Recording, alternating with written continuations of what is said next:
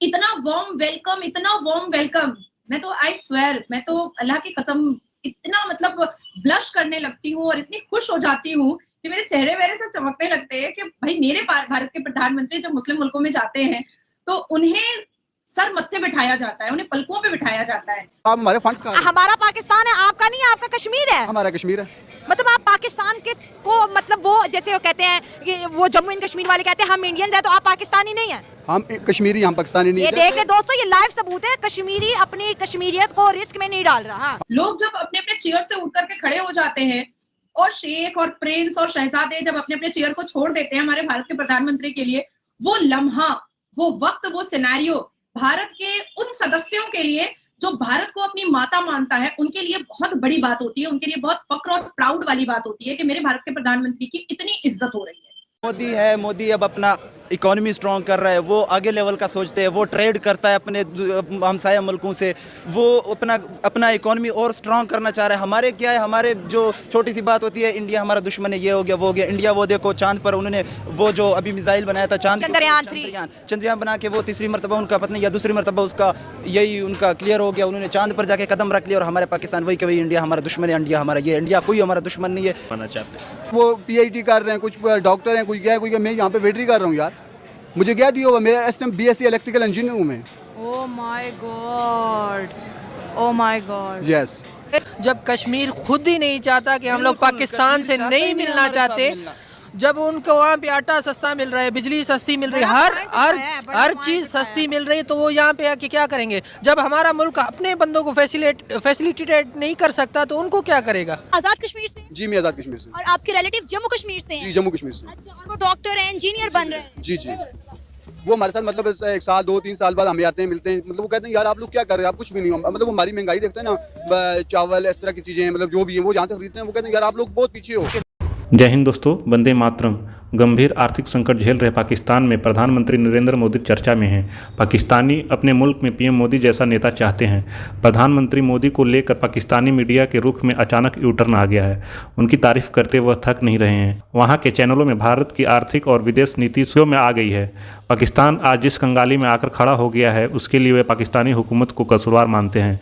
भारतीय प्रधानमंत्री नरेंद्र मोदी को कोसने वाले पाकिस्तानी मीडिया का रुख एकदम बदल गया है। चर्चा में शिरकत करने वाले तमाम पाकिस्तानी एक्सपर्ट, पाकिस्तानी पब्लिक भारत की विदेश और आर्थिक नीति की वाहवाही कर रहे हैं। आइए देखते हैं इस वीडियो में।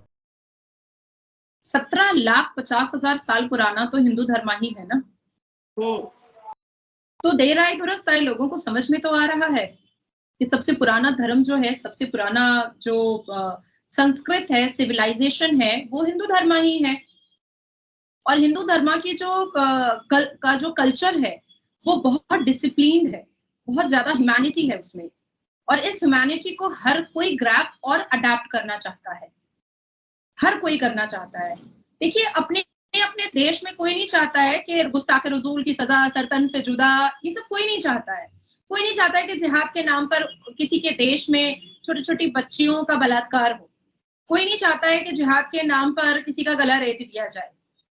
और ये कोई भी नहीं चाहेगा कि उनके देश में जो नॉन मुस्लिम्स रहते हैं, दूसरे देश के आए हुए, उनके ऊपर कोई अत्याचार किया जाए, ये कोई नहीं चाहता है। और वायलेंस क्रिएट हो, ये कोई नहीं चाहता है। पर हमारे भारत के मुसलमानों और पाकिस्तान के मुसलमानों को समझाते समझाते हम थके तो नहीं है, लेकिन परेशान तो जरूर हो गए हैं।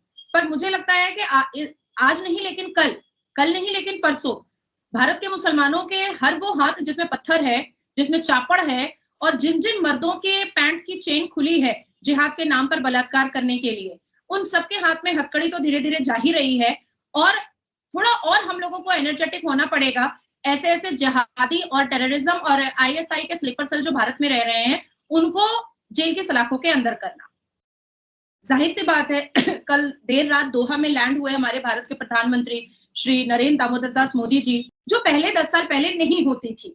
जब मनमोहन सिंह जी जाते थे तो वो कोने में एक मतलब डरे सहमे हुए ऐसे करके खड़े रहते थे। तब भारत की नजरें भी झुक जाती थी कि ये तो भाई विदेश जाते हैं तो भारत का नाम ही डुबाकर आते हैं, इससे अच्छा होता कि ना जाते। और अब जब मोदी जी जाते हैं तो भारत के हर एक व्यक्ति जो संविधान पर अपने आप को समर्पित किए हुए हैं, उन लोगों के अंदर और भी जोश आता है भारत के प्रति अपने कर्तव्यों का पालन करने के लिए। मैं इस भारत की पुत्री हूं और मेरा कर्तव्य है भारत के लिए काम करना, ये मैं जानती हूं।